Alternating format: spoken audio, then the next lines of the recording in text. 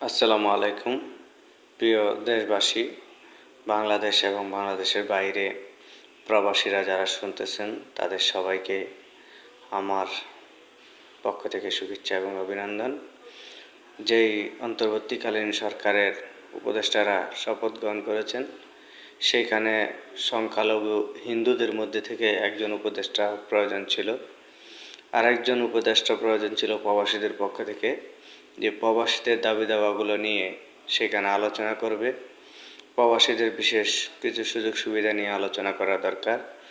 সেই সেই সুবাদে আরও দুইজন উপদেষ্টা সেখানে নিয়োগ করা প্রয়োজন।